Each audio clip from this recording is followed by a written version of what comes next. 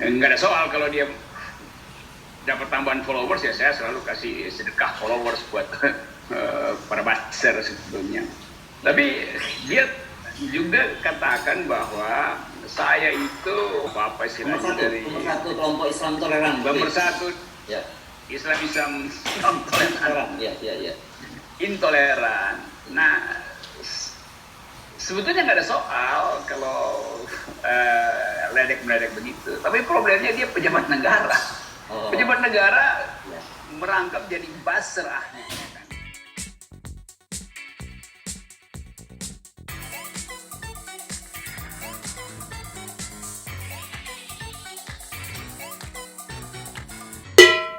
Assalamualaikum warahmatullahi wabarakatuh. Jumpa lagi dengan Bang Kica. Hari ini Bang Kica ingin berkicau atau berceloteh tentang tagar guru besar blunder. Ya, guru besar blunder yang trending di media sosial minggu-minggu ini. Tagar ini adalah reaksi masif dari netizen atas satu peristiwa yang terjadi di salah satu talk show TV One, dua sisi, antara Rocky Gerung dan dua orang wakil dari pemerintah, yaitu Ali Muchtar Ngabalin dan satu lagi itu Henry Subiakto, yang belakangan kita tahu Henry ini adalah seorang profesor dan guru besar. Jadi tepatnya Profesor Henry Subiakto. Apa itu peristiwa tersebut? Mari kita saksikan video pendek berupa cuplikan talk show tersebut.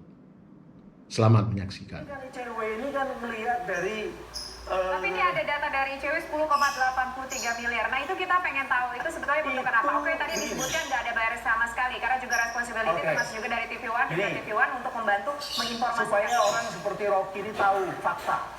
Karena dia hanya bicara secara imajinasi dan pakai teori-teori yang kadang-kadang di kampus saya udah ketinggalan zaman.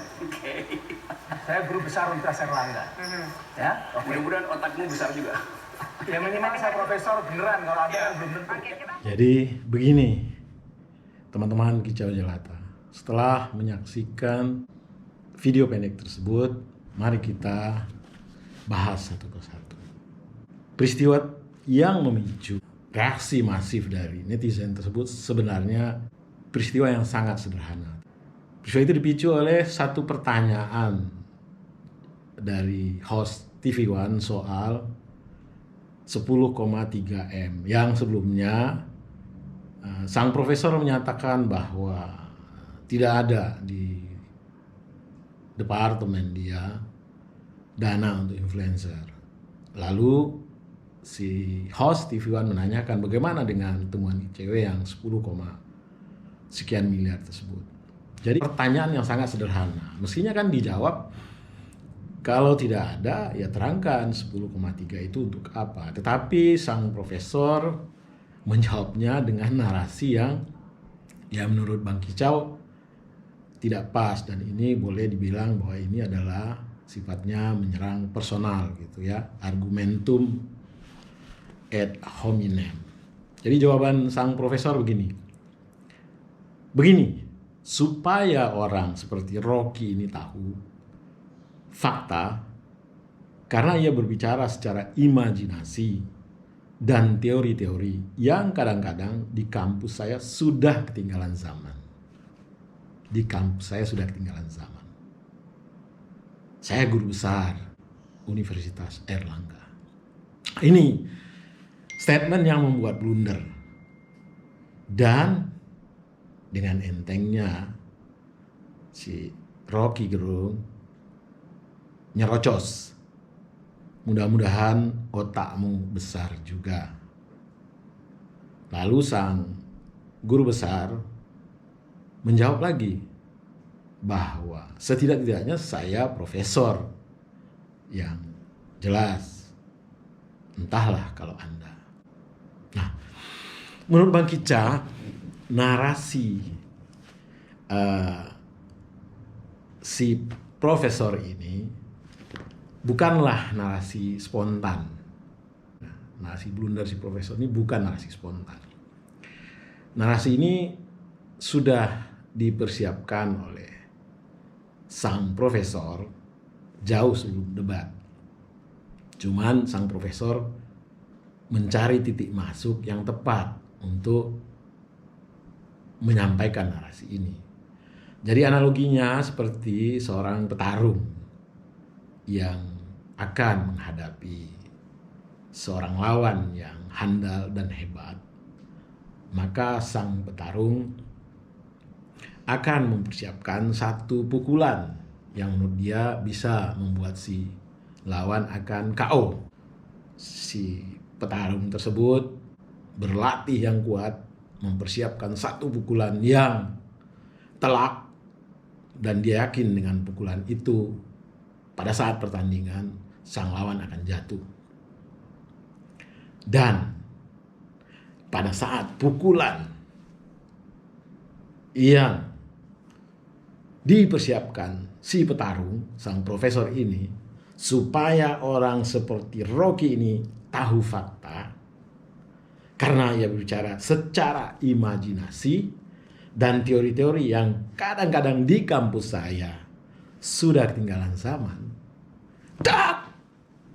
Ternyata dengan sebuah gepetan enteng, pukulan yang udah dipersiapkan dengan hebat tersebut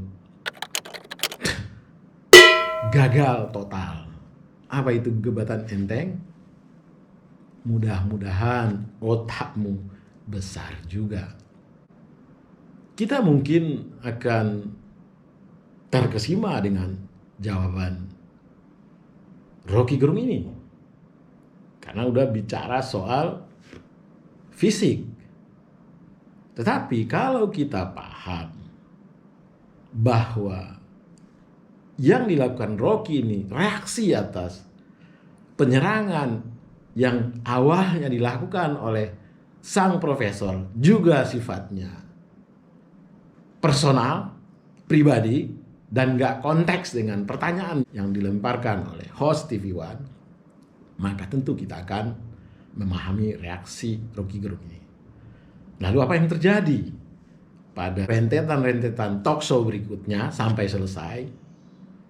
Bang Kica sendiri melihat itu seperti sebuah pertarungan tinju di mana sang lawan benar-benar dibuat tak berdaya oleh Rocky Gerung.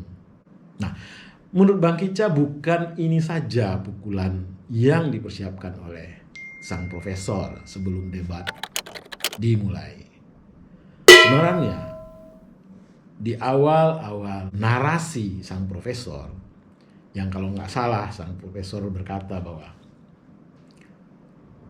apa yang dibicarakan ini sebenarnya adalah error in objection. Objeknya saja sudah salah. Yang tahu persis soal dana itu adalah saya. Karena saya di kementerian. Di Kementerian Informatika tidak ada influencer yang dibayar untuk memegafon komunikasi publik pemerintah. Nah, ini narasi yang agak lucu juga. Talkshow di TV One itu bukan hanya membahas soal influencer di kementerian yang si profesor bekerja, yaitu Kementerian Informatika.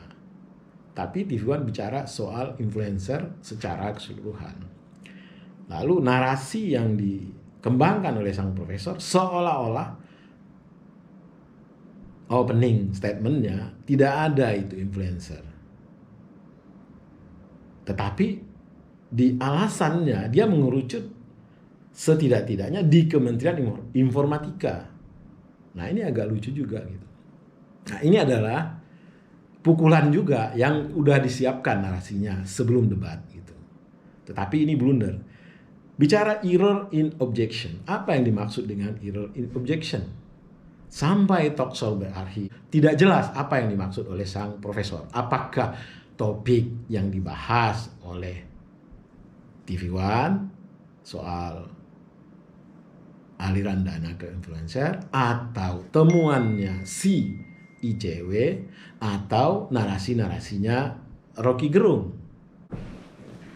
Masih sempat satu pukulan lagi coba dilontarkan oleh Prof. Henry kepada Rocky Gerung saat Prof. Henry menyela pembicaraan Rocky Gerung. Dulu Anda bilang bahwa pemerintah itu kuat, punya infrastruktur untuk membuat hoax. Sekarang Anda nyatakan pemerintah itu lemah, berarti pikiran Anda berubah-ubah dong. Dan dengan enteng Rocky menjawab bahwa satu, terima kasih Anda masih mengingat pernyataan saya itu. Dan yang kita bicarakan saat ini adalah bagian dari hoaxer tersebut. Jadi Anda menguatkannya sekarang. Lalu ya seperti yang kita saksikan, bagaikan pertarungan yang tidak berimbang dan talkshow sudah tidak menarik lagi. Yang Bang Kicau ingin tahu sebenarnya apakah setelah perdebatan tersebut terjadi salaman di atas ring. Yang lebih menarik lagi adalah ternyata pertempuran tidak berhenti. Pertempuran berlanjut. Minimal bukan pertempuran lah, ada yang menggerutu setelah perdebatan tersebut. Dan gerutu-gerutu tersebutlah yang makin mengundang banyaknya reaksi dari para netizen. Apa itu gerutuan-gerutuan atau curcol dari sang profesor? Mari kita coba baca beberapa di antaranya. Ini dia. Diakui atau tidak, RG itu minimal punya dua manfaat. Satu, dia berhasil membuat kelompok Islam yang dinilai intoleran ternyata bisa nerima orang yang agamanya gak jelas hanya karena sama-sama pengecam pemerintah. Kedua, dia bisa membuat medsos saya tambah followernya. Alhamdulillah. Nah, ini agak lucu. Narasi ini nggak pantas keluar dari seorang yang katanya guru besar dan bergelar profesor. Kenapa? Karena ini sangat personal. Orang beragama, nggak beragama itu personal. Dan lagi, apakah Anda tahu persis Rocky Gerung nggak beragama? Yang kedua, mengait-ngaitkan siapa yang dekat dengan Rocky, kelompok Islam intoleran. Ya ini juga nggak benar lagi. Ini stigma yang seringkali membuat suasana lebih keruh. Tapi ya Bang Kica memahami bahwa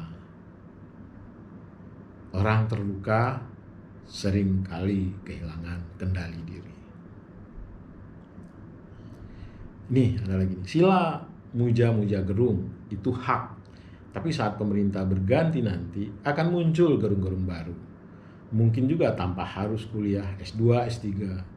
Cukup modal nyebut buku dan maaf besar kepala.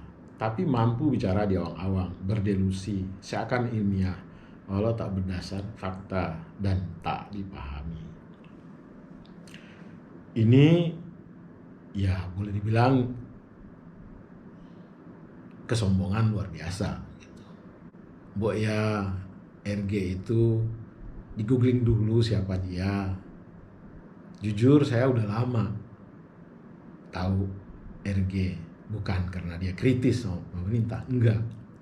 Tapi memang saya suka membaca tulisan-tulisan dia di media mainstream, di jurnal-jurnal ilmiah yang well known. Dan bahkan beberapa kali pidato kebudayaan yang Rocky Gerung diundang sebagai keynote speaker, Bang Kica sempat ikuti. Jadi bukan kaleng-kaleng Rocky Gerung.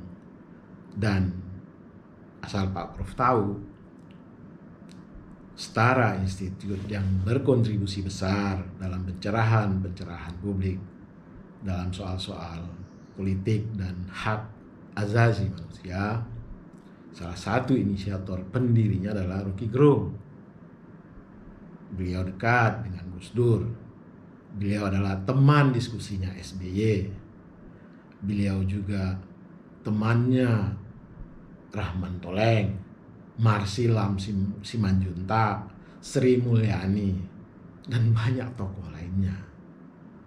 Jadi agak terlalu naif kalau Pak Profesor nggak mengenal siapa itu Rocky Gerung. Sikap dan opini RG adalah pembenar, reinforcement effect terhadap sikap dan pengetahuan yang ditanamkan dan diyakini mereka selama ini. Nah, siapa yang dimaksud mereka ini? Awalnya dianggap sebagai prof atau akademisi hebat. Nah, sekarang minimal kata-katanya masih dianggap hebat. Jadi memang mereka butuh orang-orang yang muncul di media sebagai penguat sikap. Bukan dianggap sebagai akademisi hebat. Reaksi atas peristiwa yang sama-sama kita tidak inginkan ini, itu tidak 1-2 profesor yang menyatakan bahwa levelnya Rocky Gerung ya udah level penguji doktor, udah level profesor. Yang menyatakan itu adalah guru besar UI salah satunya, Bapak Profesor Dr. Tamrin Amal, Profesor Din Samsudin, dan banyak lagi yang tidak terima atau tidak nyaman kalau ada orang yang mengatakan bahwa Rocky Gerung itu adalah ilmuwan kaleng-kaleng yang mungkin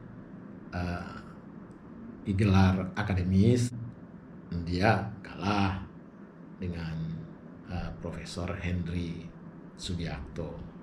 Nah, ada baiknya juga kalau ada yang memfasilitasi, atau begini deh, Kicau Jelata bersedia nih menjadi fasilitator debat terbuka antara Profesor Dr.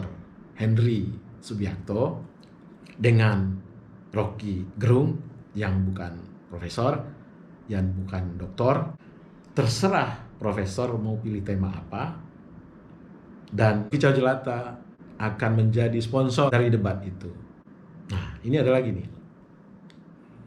Orang yang pikirannya sehat pasti bahagia saat lihat anaknya lulus kuliah, apalagi bisa capai jabatan akademik tertinggi.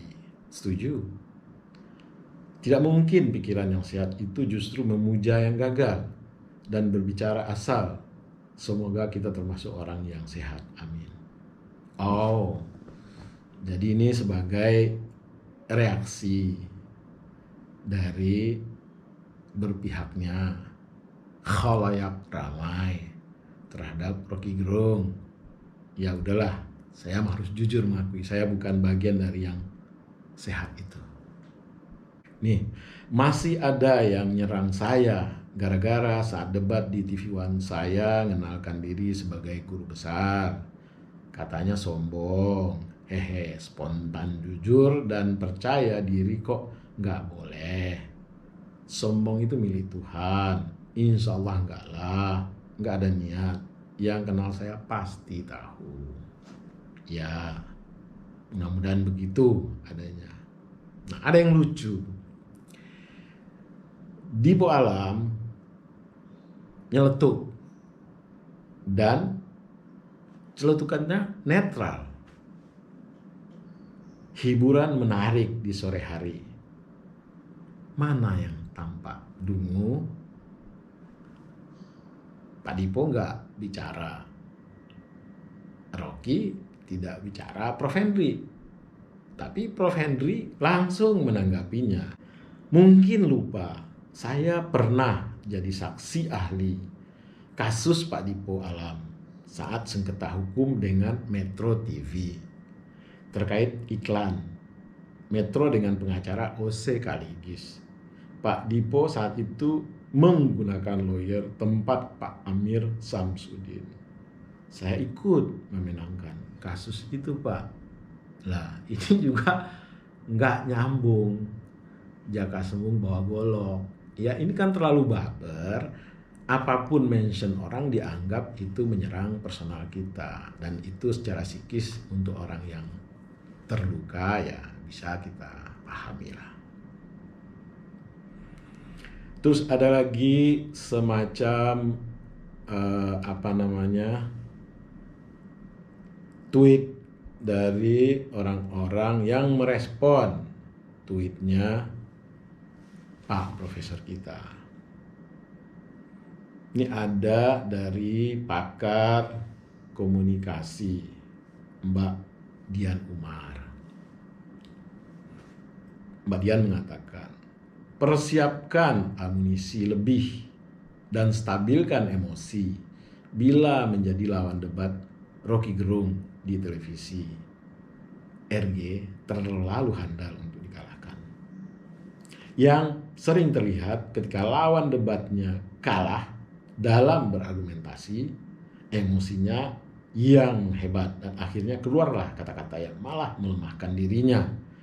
Argumentasi yang tidak relevan atau menyebut gelar akademik, jabatan fungsional untuk menekankan argumentasinya lebih baik dari RG.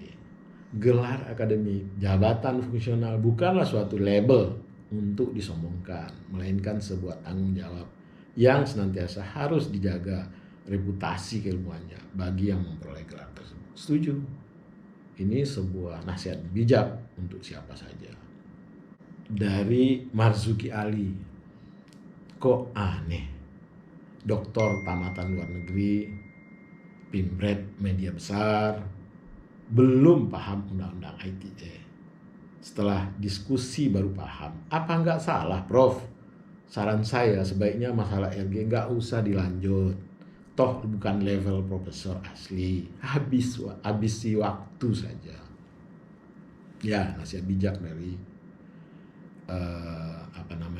Pak Marzuki, mantan ketua DPR kita. Nah, ada lagi satu celutukan dari Dendi Laksono. Ini merespon cuitan soal 2 manfaat Rocky Gerung. Sementara orang ini hanya punya 1 manfaat, membuktikan bahwa pendidikan formal, pendidikan tinggi, dan gelar akademik tak selalu berhubungan dengan kecerdasan. Wah, ini sarkasnya sadis banget nih, Bung Dendi Laksono. Jadi begitu Sobat Kicau Jelata, kicauan celoteh kita siang ini, hari ini, celotehan iseng, celotehan dari orang biasa yang ya biasa-biasa saja. Dan Bang Kicau ingin menutup dengan quote yang juga biasa-biasa saja. Unggas tidak pernah menyatakan siapa dirinya, tetapi kicauannya dan telur yang keluar darinya yang menyebabkan orang akan menyebut nama-nama unggas tersebut. Ayam, burung pipit, burung merak, burung kenari tidak memberi namanya sendiri, tetapi yang mengambil manfaat banyak dari dialah yang memberi ia nama. Jadi jangan Anda silau dan bangga dengan nama besar Anda, karena kebesaran itu sejatinya ada di hati orang-orang di sekeliling Anda. Terima kasih. Wassalamualaikum warahmatullahi wabarakatuh.